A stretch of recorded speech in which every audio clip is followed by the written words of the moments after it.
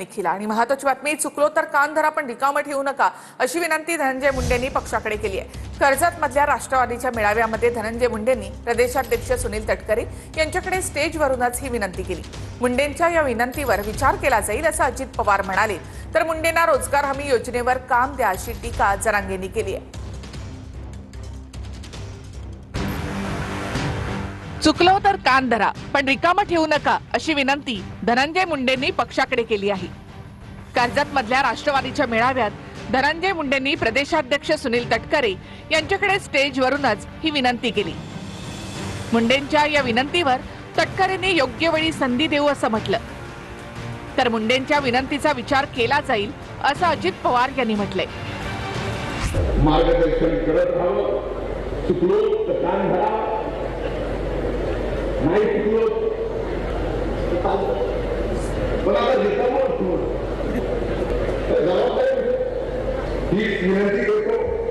मी स्वतः प्रदेशाध्यक्ष, आम्ही त्यांच्या कार्याची योग्य ते नोंद घेतलेली आहे आणि भवितव्याच्या कालावधीमध्ये ज्यावेळेला पक्षाच्या माध्यमातून महायुतीच्या माध्यमातून चांगल्या पदावरती काम करण्याची संधी देण्याचा योग येईल, तो लवकरात लवकर यावा, त्यांना ती संधी दिली जाईल। धनंजय मुंडे यांच्याकडनं तटकरेंना विनंती केली गेलेली आहे की मला कुठेतरी काम द्यावं, काहीतरी जबाबदारी द्यावी अशा प्रकारे मागणी केली आहे। त्यांच्या विनंतीचा मान केला जाईल, सूचनांचं पालन केलं जाईल।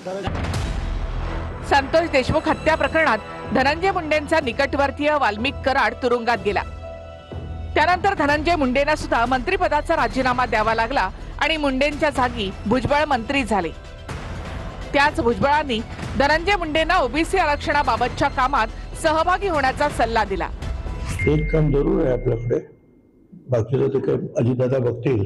स्वर्गीय गोपीनाथराव मुंडे यांनी आपल्यासाठी जे काम सोडून गेलेले आहे, ओबीसीचं आरक्षण करणे, ते काम मात्र जे आहे आपण सहभागी झालं तर बरं आहे, त्यांचं पण स्वप्न पूर्ण होईल। धनंजय मुंडे यांना रिंगण करून राजीनामा द्यायला लावला असा आरोप सदावर्ते यांनी केलाय। अंजली दमानिया आणि जितेंद्र आव्हाड यांनी मुंडेंच्या पुनर्वसनाला विरोध केलाय। मुंडेंना रोजगार हमी योजनेवर काम द्या असं म्हणत जरांगेंनी टीका केली।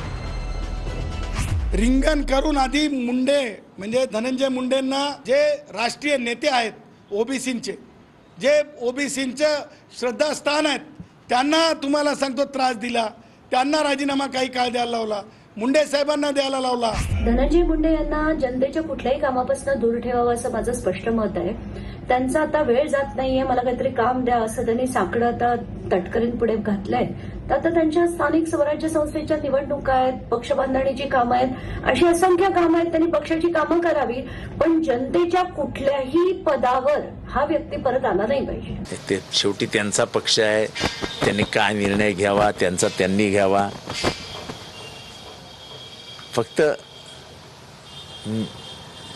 ज्या संतोष देशमुखांची हत्या झाली त्यांच्या आत्म्याचाही थोडा विचार करावा। नाही, ती काय आमचा प्रश्न आहे, थोडा आहे ती त्यांचं राजकारणाचा विषय, तिकडे काही व्हा, कोणी काही व्हा, नका हो, आणि हाताला काम द्यायला काय अवघड आहे, रोजगार हमीत मस्त काम आहेत ना, बराचसे खांदायला जायचं काय, हाताला काम असं काय नसतं। पण ते त्यांचा विषय, आम्हाला देणं घेणं नाही ह्या विषयाचं। परंतु एक गोष्ट लक्षात घ्या की मराठ्यांना त्रास होता कामा नाही, हे लक्षात ठेवा, नसता अजितदादाचा राजकीय कार्यक्रम होणार। अण्णा धनंजय मुंडे म्हणालेत काल एका भाषणात, चुकलो तर माझे कान पिळा पण मला बाहेर ठेवू नका। हे बघा, या विषयाच्या बाबतीमध्ये मी आज बोलणार नाही। तुम्ही जो प्रश्न विचारला त्याला 1-2 दिवसांनी मी अतिशय खुमासदार उत्तर देईन, एवढंच या ठिकाणी मी सांगतो।